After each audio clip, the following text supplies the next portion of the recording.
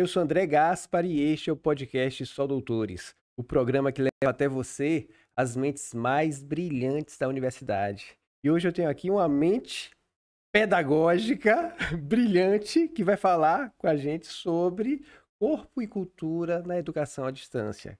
E essa mente, professora Jucineide Carvalho. Gostou? Gostou da apresentação? Gostei, nossa, Apresentação de uma peso para uma mente pessoa elegante. pedagógica brilhante. Me senti assim, reconhecida, legitimada, validada. André, muito obrigada. Obrigada pelo convite. Fiquei muito feliz no direct lá, a chamada. Fui stalkear a conta toda para saber o que era o Só Doutor.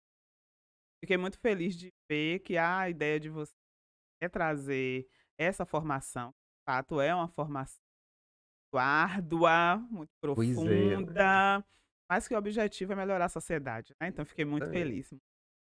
exatamente, maravilha. E quando você fala sobre stalkear, já dá para ver que você está inteirada sobre o mundo digital. A pessoa é tecnológica, Só né. que não é de agora. Ai, meu Deus. Primeiro me Revele, entreguei, não meu precisa Deus. revelar, não precisa revelar sua idade. Gente, E revele. você é minha contemporânea, né? Então eu também não quero que revele por conta disso. Pronto, né, tem toda uma questão aqui de É. de reciprocidade, Mas né. sem falar sobre datas, conta um pouquinho da sua trajetória aí pra gente saber. Ah, eu vou contar, né. Então eu sou uma pedagoga apaixonada pela pedagogia, né. Sou de São Gonçalo dos Campos, que é Recôncavo Baiano, pertinho de Salvador.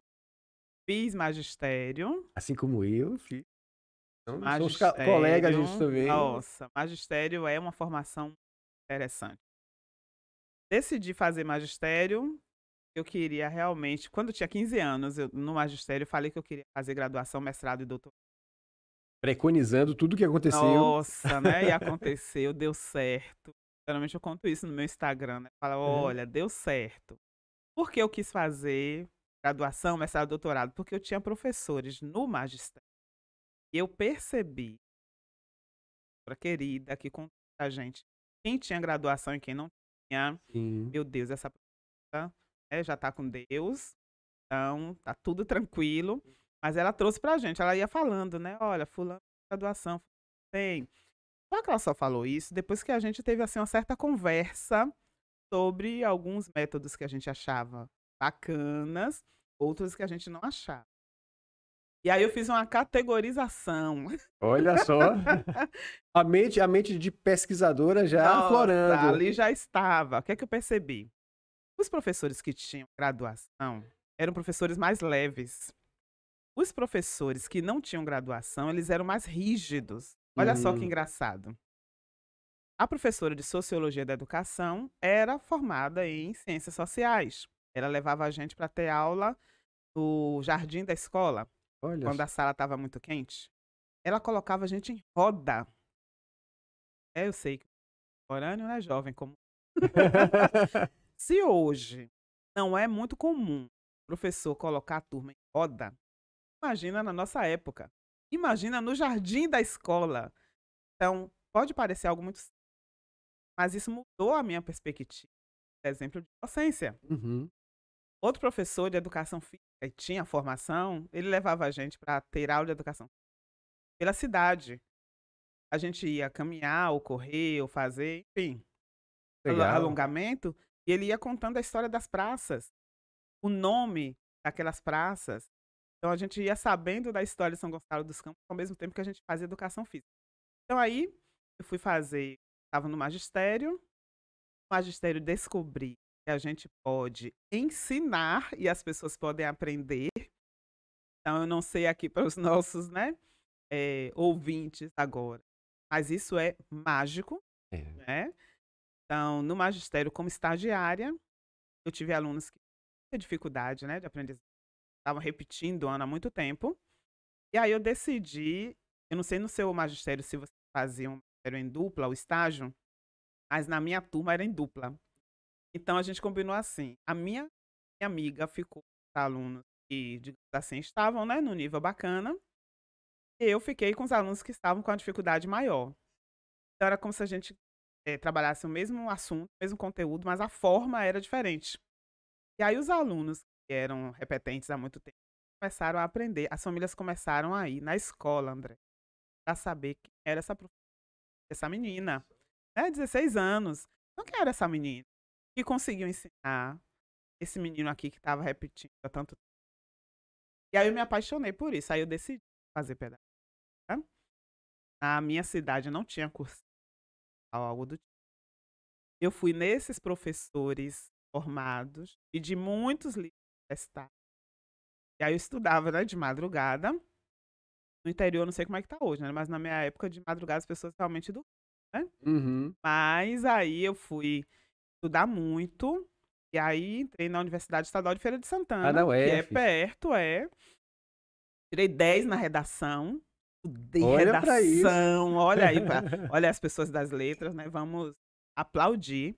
Eu tinha uma prima, eu não sou primeira leva universidade não, eu tenho uma prima que fazia letras na UFES e um primo que fazia matemática, então eu estudei muito com. E aí eu treinei muita redação, mas olha, ela me dava os temas e eu fazia, ela corrigia, e aí eu tirei 10. Olha, se fosse hoje era 1000, hein, no Nota 1000 no no Enem. Enem. Eu já falei: Verdade. "Olha, se fosse hoje eu ia escolher que universidade eu ia querer estudar", porque o curso ia ser o mesmo, Ah, que mas eu ia bacana. escolher a universidade, Primeira opção. primeira opção. Eu lembro que a minha também, quando eu fiz para letras, a minha primeira opção foi letras em horário e a segunda opção, letras em outro horário. Gente, tinha essa opção, é Tinha verdade, 2 opções. Aí, ao invés verdade. de escolher 2 cursos diferentes, eu escolhi 2 horários diferentes, porque eu queria Turno. fazer aquele curso. Eu escolhi história, segunda opção, Uhum. porque a professora que revelou pra gente essa coisa da formação, que era muito leve também, era de história, né. Falei: "Bom, eu posso não escolher", mas tinha que escolher, né. Tinha que escolher, né, você não podia não escolher segunda Tinha que opção. preencher. Não tinha? É, Pronto, aí eu escolhi história, lembro disso. Mas a mas pedagogia é uma paixão, né. Eu amo pedagogia, sou professora no curso de pedagogia, coordenei curso de, já trabalhei em 15 áreas da pedagogia, né, diferente, tento algumas, então foi a pedagogia que trouxe para a educação à distância. e nesse caminho de pesquisa, tem uma hora que você sai da UFES e vai para uma outra universidade para fazer mestrado e doutorado? Não, eu morava em São Gonçalo fazendo UFES, e Uhum. aí depois o meu pai se mudou aqui para Salvador, aí eu vim para Salvador e fiz a transferência. Eu estou aqui Ah, rindo porque eu achava que a época, ai gente, ser jovem é muito divertido. Eu achava que transferência era você ir à secretaria da universidade, preencher um requerimento, começar a estudar. Fiz o requerimento falando que eu não tinha como morar em Salvador e estudar em Feira de Santana. E aí no primeiro dia de aula eu cheguei com meu caderno novo para começar a assistir a minha aula. E aí eu virei, a época chacota, hoje seria meme, né, uhum. do secretário, até no dia de ele me entregar o certificado, no dia da coleção de grau, ele ria de mim. Porque ele falava assim: "Não é somente você se inscrever e vir assistir a aula, você tem que saber se foi deferido". Sim. E eu falei: "Tem que ser deferido? Se eu preciso dessa vaga, por que que tem que ser deferido?". E aí pronto, toda vez que eu ia fazer a minha matrícula no semestre, ele falava: "A menina que achou que não precisava ter um requerimento deferido". Até eu me formar foi isso. E aqui Aí eu foi na venho para UNEB. a UNEB. Na UNEB. É, aí eu faço pedagogia na UNEB, concluo na UNEB. Quando eu concluo na UNEB, eu vou trabalhar como pedagoga, na coordenação pedagógica, em anos iniciais, em anos finais, na educação infantil, no ensino médio. Eu fico com experiência muito bacana na coordenação pedagógica. O curso de pedagogia tinha passado por uma mudança bastante grande em função da Lei de Diretrizes e Bases. Aí o curso estava sem diretriz curricular nacional à época, estava tudo muito flutuante. E aí é que eu chego e vou trabalhar muito na área da coordenação pedagógica, porque eu entendia que a coordenação era muito bacana para poder colaborar, né, com a formação. E aí, depois disso, eu recebo um para trabalhar na educação à distância, por conta da experiência de coordenação. E aí é que eu Aí vou que tudo estudar, aí é que começa. tudo começa. Aí 2000, isso era 2003, eu fui estudar educação à distância para passar na seleção desse emprego, porque era um emprego que pagava muito bem. Pagava 4 vezes mais do que eu ganhava nas escolas superiores.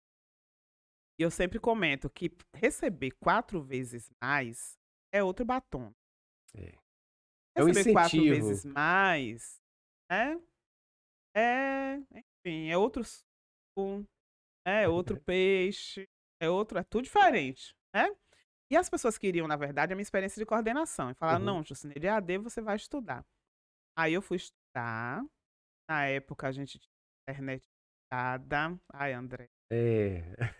A gente pagava, a gente pagava como se paga o telefone, né. isso, Naquela época era por pulso, era por tempo, né. exato. Aí meia-noite, eu colocava e eu fui estudar. O que é EAD? Qual a história da EAD? Quais os tipos de EAD?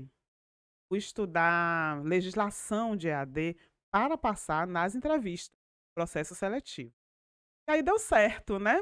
Era VHS, meu Deus, eu acho que eu vou parar de falar.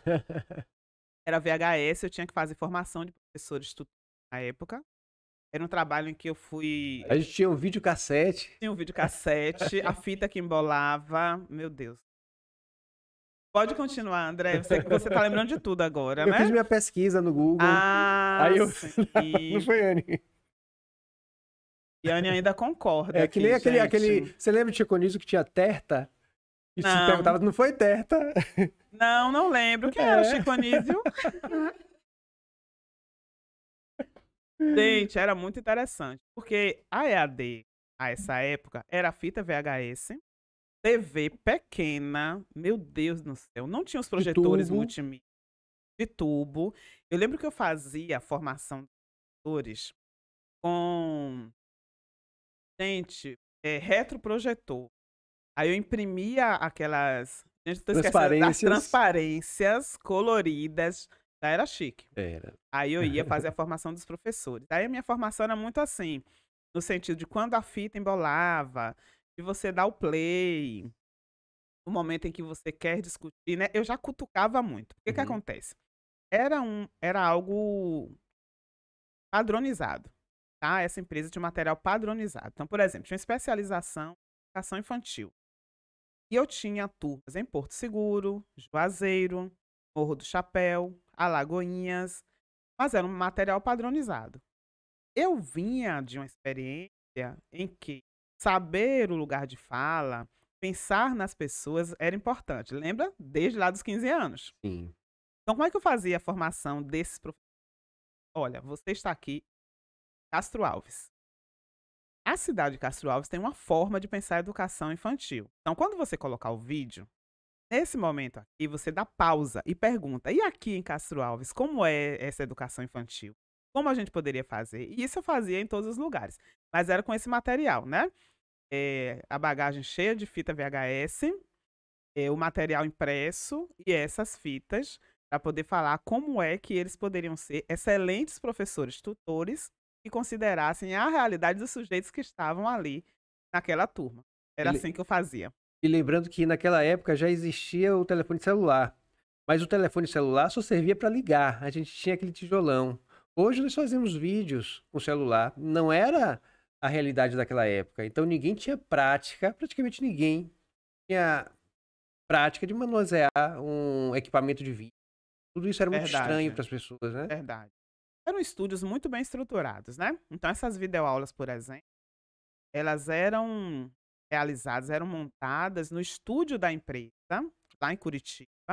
Então aqui no Brasil a educação à distância ela tem muito essa coisa, né, do sul. Ela começa muito de lá. Essa empresa que me contratou era de lá e estava fazendo expansão aqui na Bahia. E aí eles É. queriam uma equipe baiana fazendo esse trabalho. Eu acho também isso muito importante. Uma educação à distância que considere as experiências do lugar, mas que também forme esse sujeito, né. Eu não tinha formação em fui me formando no próprio processo do trabalho. Mas os estudos lá, é que montavam esses estúdios. Opa, Baixa um pouquinho, Anny. tá aqui dirigindo Aqui tá bom? alto, né, Anne? Obrigada, Anne. E aí, esse material todo vinha lá, né, de Curitiba.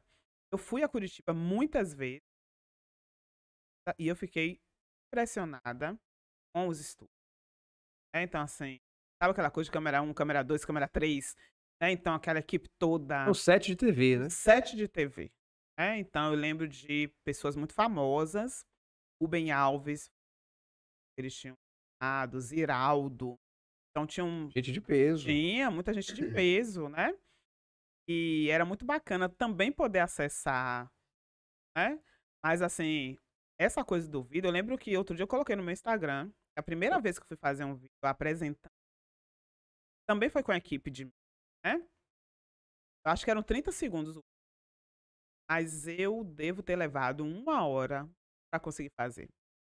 Falava olá, eu falava bom dia, eu falava oi gente, eu falava sou Jucineide Carvalho, embolava, né? Então assim, hoje a gente tem um aparelho celular, hoje a gente tem, enfim, hoje a gente tem uma infinidade, né, oportunidades. Hoje a gente tem isso muito mais democratizado, né.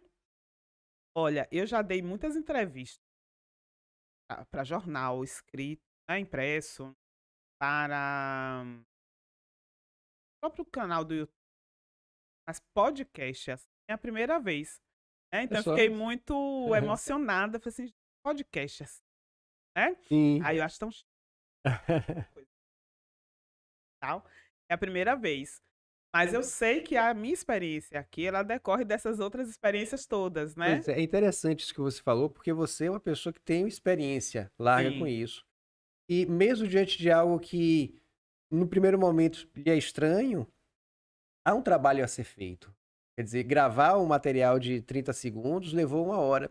Então tem muita gente que trava diante da câmera, que trava diante de uma circunstância desse tipo, e tem que entender que isso faz parte do processo. Não se deve desistir, né, Júcio? exato. Tem um vídeo que eu fiz segundo agora em 2000, e eu faço exatamente essa reflexão que você fez agora. Exatamente. Vai ver. Falo: "Olha, em 2000, tentei gravar um vídeo, levei 1 hora para gravar 30 segundos. Em 2020, eu gravei num take só, ou seja, em uma tomada só, gravei o vídeo todo". Por que que isso aconteceu? Não ter desistido, uma constância, de uma continuidade, de uma leveza também. Olha, eu fui lá para poder fazer. Vai ser bacana, se não for na primeira, vai ser na segunda, se for na segunda, vai ser na terceira, né. A gente tá aqui agora, eu fazendo uma gravação, e aí bate, e vai É, e tal. Então, assim, da gente entender que a gente é humano, né, isso. ter essa É naturalidade. aceitar a vulnerabilidade. Perfeito, perfeito. Só que até aí, eu era só uma trabalhadora da EAD, eu não era uma pesquisadora da EAD, você tá percebendo, né. Sim. Eu era uma trabalhadora, então eu formava os professores, mas tudo muito Ganhava 4 vezes mais, né? exatamente, outro batom, né, Anne tá me entendendo aqui, né, outro batom, então, né, então assim, outro passeio, É. né, eu estava outro dia falando com as minhas alunas do curso de pedagogia, é outra lingerie, é outra coisa, né, muda tudo. Roupa nova, É. outra bolsa, é outra coisa, então estava lá 4 vezes mais. E aí, eu estava mergulhada em formação de, e aí você como formador sabe, a gente está ali, a gente vai compreendendo outras coisas. Por exemplo, em alguns polos de EAD, não tinham evasão. A evasão é um dos temas mais pesquisados na EAD. Peso. É, as pessoas ingressam achando que é fácil, achando que achando que é somente assistir um vídeo e pronto, descobrem que não é, e aí elas acabam indo embora. Já tinham polos que eram polos que não tinham evasão, tinham polos que estavam 40 e de 5, Nossa. né, por exemplo. Então aí, de ir tanto polos e perceber essa diferença, eu comecei a tentar identificar por que tinha polo que era tão cheio, e tinha polo que era tão vazio. Você acredita? Eu não era ainda pesquisadora, mas eu fui lá enquanto profissional, saber o que é que estava acontecendo. E aí eu descubro, pedagógico, polo, influencia na continuidade ou não, né. Mas isso ainda de forma intuitiva. Eu não era pesquisadora não, Era uma hipótese. é uma hipótese. Perfeito, era hipótese. E aí eu descubro, né, eu percebo, bom, é claro que se eu chego aqui no estúdio e sou recebida com tanto carinho por você, por Anne, é claro que eu vou me sentir muito bem de estar aqui, vou indicar para outras pessoas.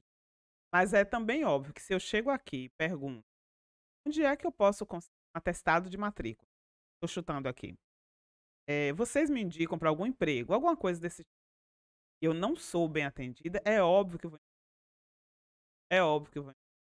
Eu comecei a perceber um pouco, né, tudo ainda no sistema de hipótese, ainda intuitivamente. E aí você vai levar isso para o mestrado, e aí Exatamente, que nasce essa relação entre corpo, cultura na educação EAD. exatamente, exatamente. Aí eu vou para o mestrado na Universidade Federal do Ceará.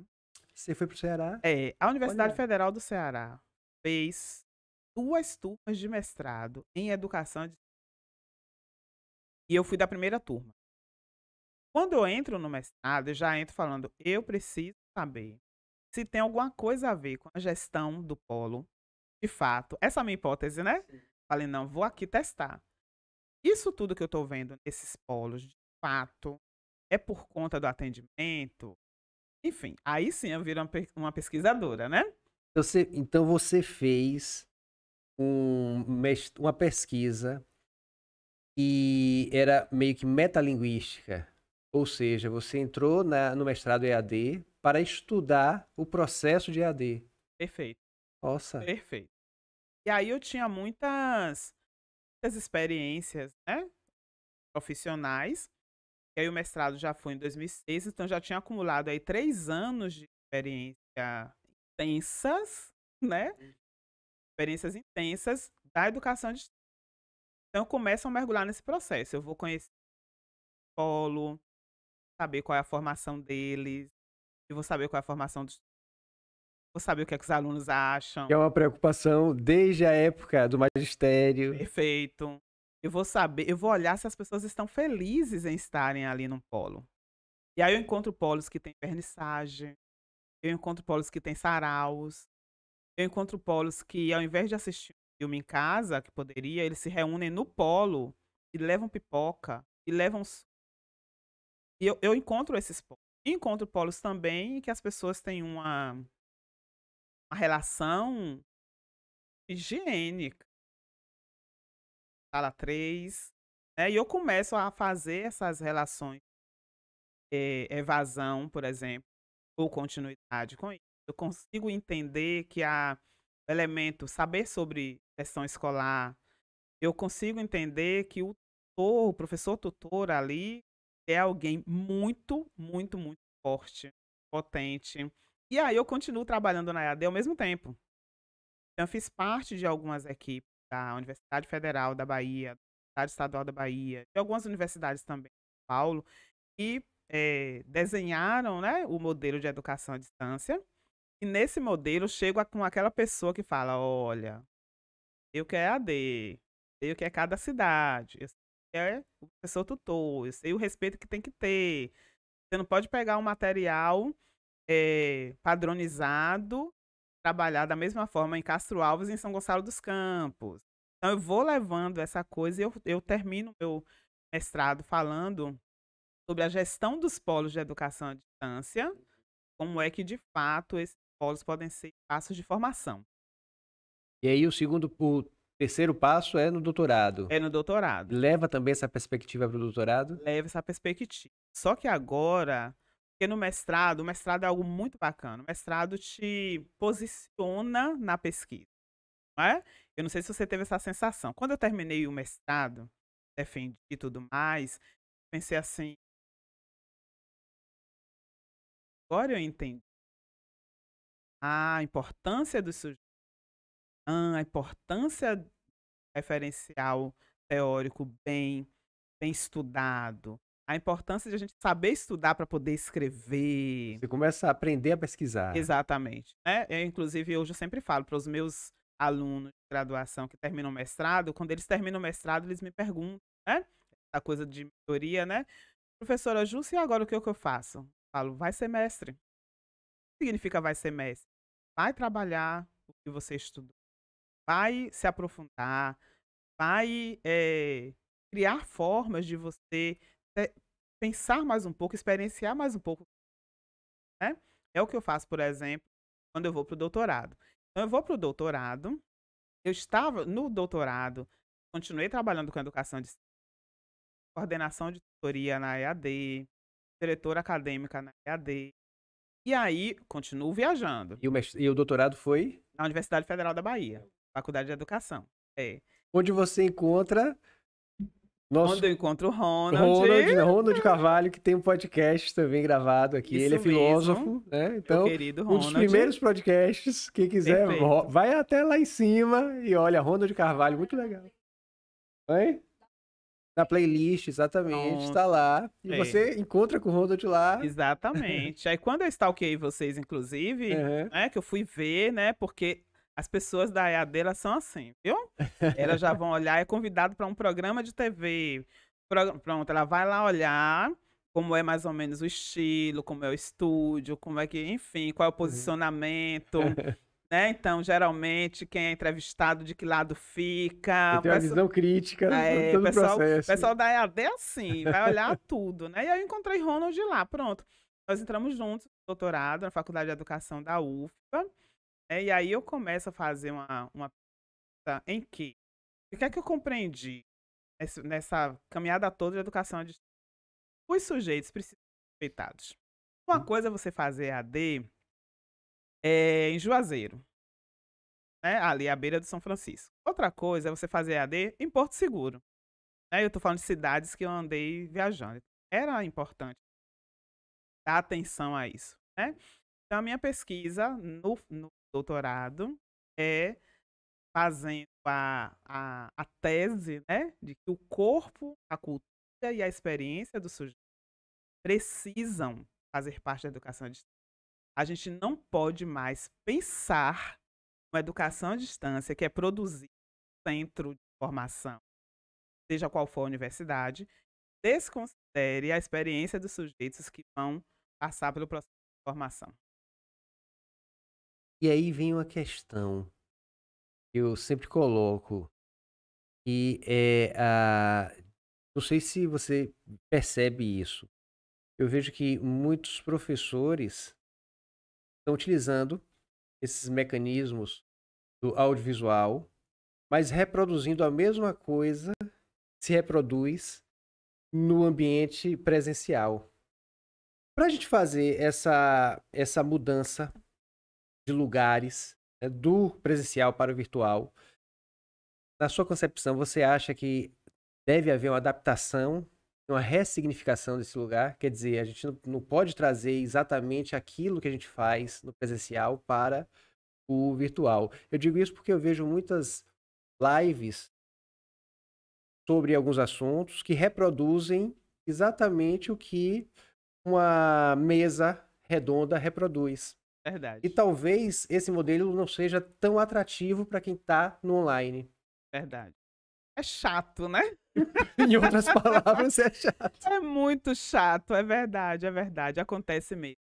A pandemia, infelizmente, trouxe muito isso, né? Então, Uhum. assim, a maioria de nós tinha muito medo de Pois é. gravado, né? Eu entrei em muitas aulas com amigas minhas para que elas não tivessem medo de quando o slide não entrasse, né? No momento de uma videoconferência ou coisa, né? Sim. Então, assim, respondendo o que você perguntou, de fato, não dá para ser igual, mas eu acho que, assim, o primeiro elemento para nós, professores, entender tudo isso que você falou é que a gente não pode ter medo. A gente tem formação. A gente tem formação. Passou por uma universidade. Estudou pra caramba pra chegar onde a gente chegou. A gente aprendeu muito. Então não são os recursos que vão dizer como a gente vai fazer. É a gente que vai dizer como a gente vai usar o recurso.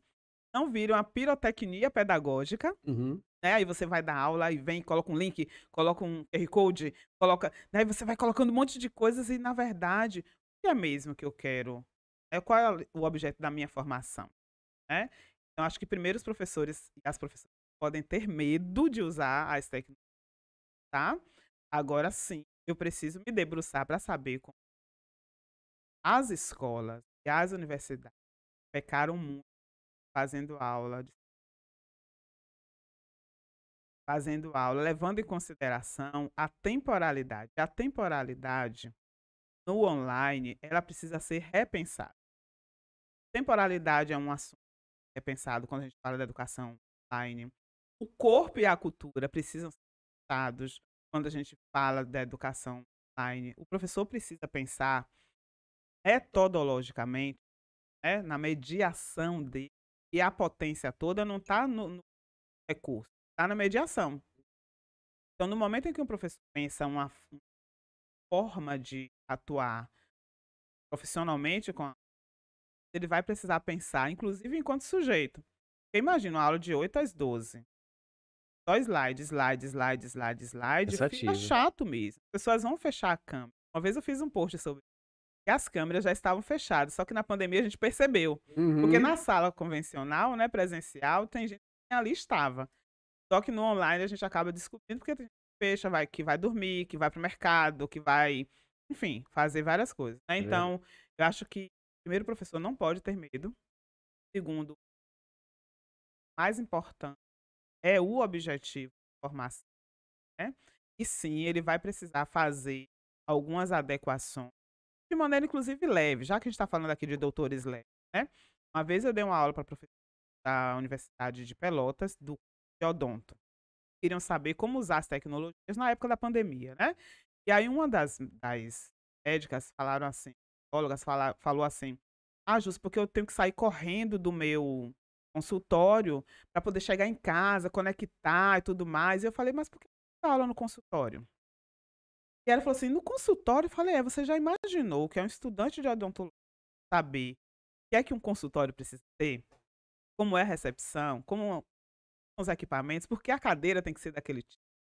Você dando a aula toda que você está fazendo, ok, com slide, mas hora você pegando a câmerazinha, mostrando os próprios equipamentos". Ela falou assim: "Pegava tanto trânsito". Eu falei, então, assim, eu acho que o que a gente quer é acesso ao conhecimento, sabe, André? E a gente precisa tocar isso. Lembra da minha professora que levava para dar aula no jardim? O Sim. professor que levava para dar aula nas praças? Então a gente precisa trazer esse elemento para a educação online, sabe? E é preciso também fazer com que os professores se prendam de certos pensamentos, né, de certas crenças. Falou sobre a temporalidade, eu tenho um colega, querido colega, Fabrício Oliveira da Silva, que é diretor hoje do Departamento de Educação da UFES, onde você estudou. Maravilha. Paolis, um abraço aí para Paolis, meu irmão, né? Eu gosto de graça dele. Ele fez uma pesquisa de doutorado em que ele trabalhou essa relação da temporalidade. Ele mostrava que na escola há dois tipos de tempo. Primeiro era o Cronos, que é o tempo cronológico daquele que a gente não pode, aquele que a gente não pode fugir, e o Kairos, que é o tempo da experiência, que é o tempo da vivência, de aproveitar o que está sendo feito.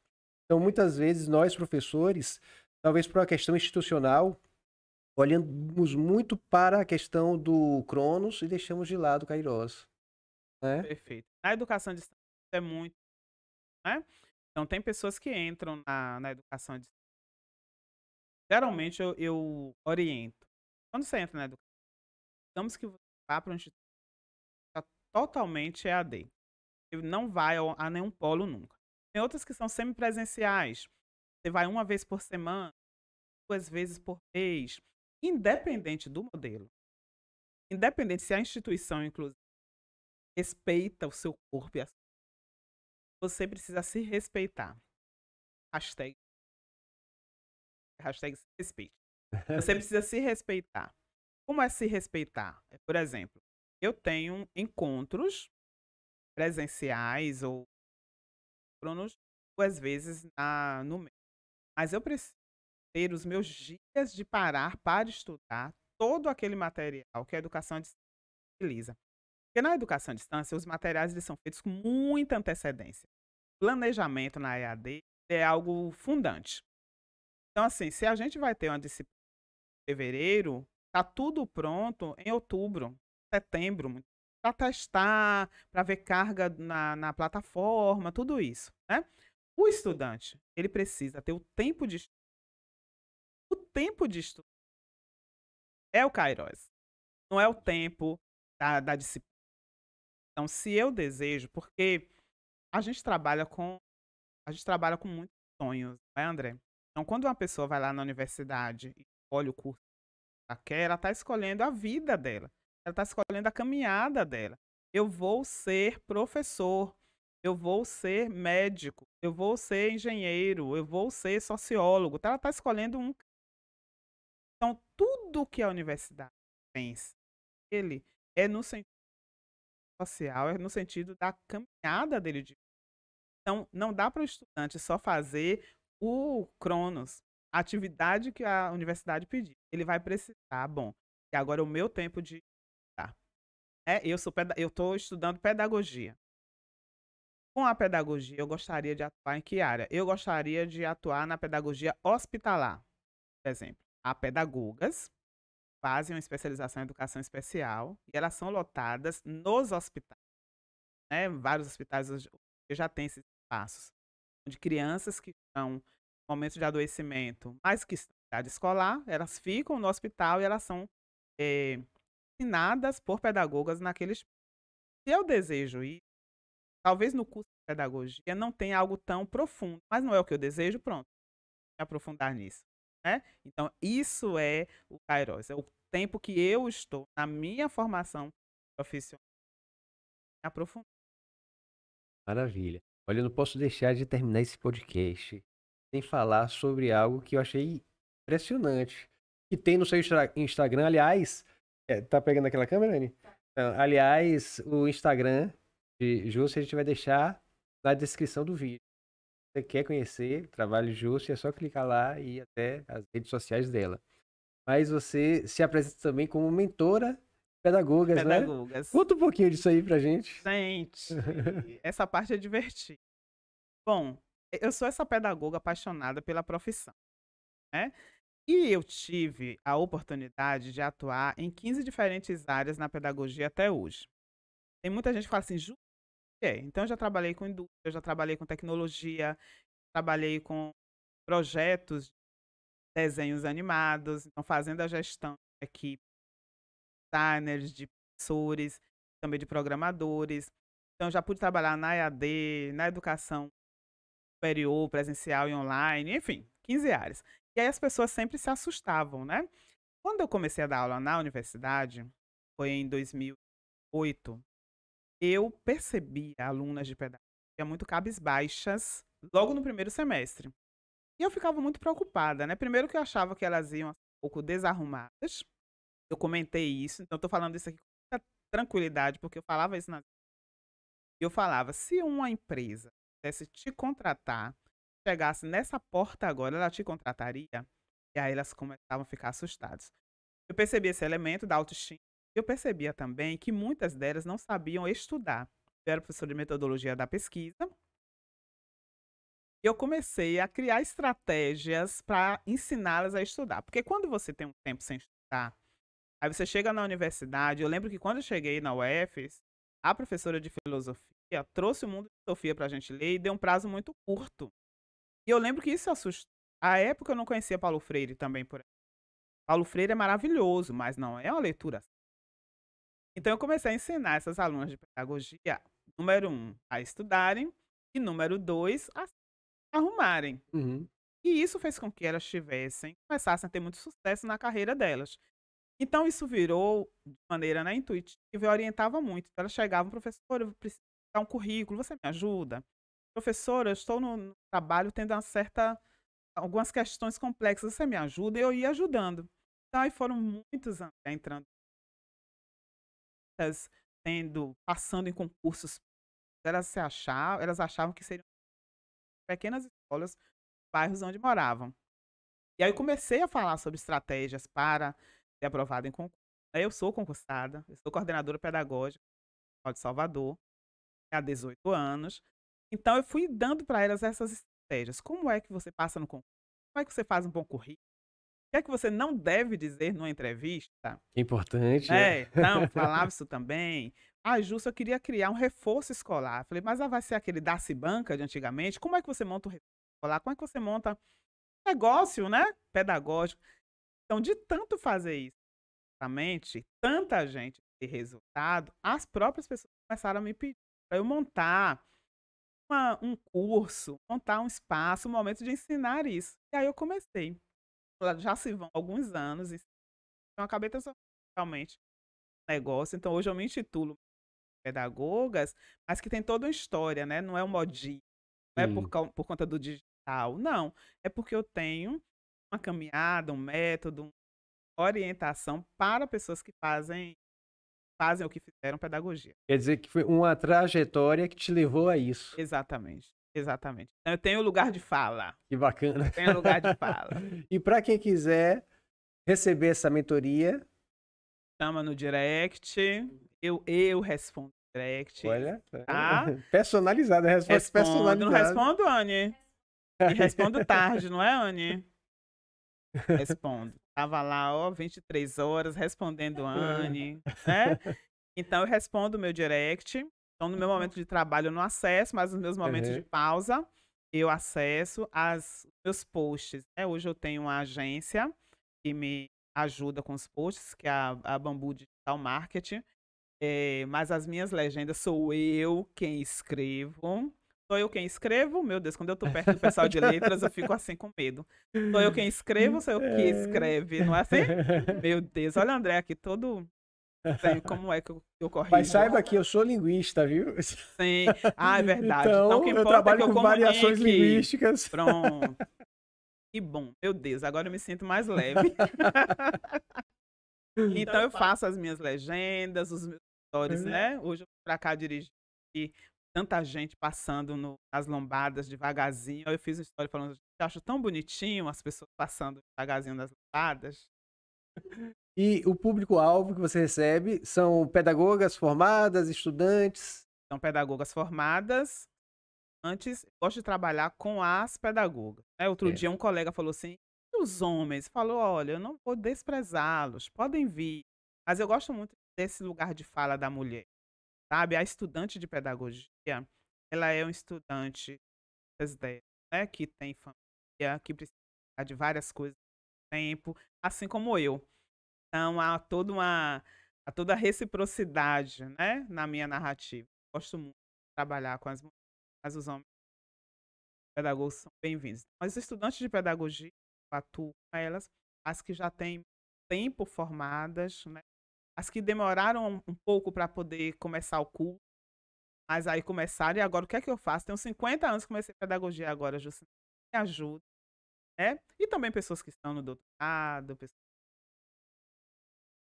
no mestrado, que falam assim: "Olha, construí muita coisa e agora eu quero ir para o doutorado. Construí muita coisa e agora eu quero estruturar um." Então a gente tem experiência para todas elas. Que ótimo. Então, se você tá com dúvida sobre essas questões, pode procurar a Jusce no Instagram, que ela tarda, mas não falha. Exatamente. Tardo, 23 horas, mas vou responder, não é, Anne?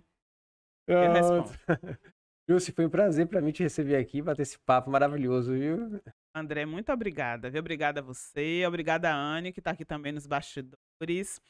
Vida longa ao @sodoutores. Achei lindo, porque quando você vê só doutores, aí você olha primeiro assim e se assusta, né? Só doutores? Como assim? Mas quando você vê que a ideia é, olha, são doutores, toda uma trajetória, vão trazer essa leveza, né, que a gente está Uhum. vendo aqui. Então, muito obrigada, parabéns. Valeu, Vou Jusce. assistir todos os episódios Ah, agora. que ótimo. E você também de casa assista, viu? E você sabe qual é o tema da próxima semana? Qual A é? gente vai falar sobre doutorado. Vai receber aqui uma Gente, recém-doutora para falar, gente, muito olha aí. elegante. Você Jovem quer saber doutora, quem é? Então aguarde. Veja lá nas redes maravilha. sociais. Semana que vem já sabe. Mais uma mente brilhante aqui só para você.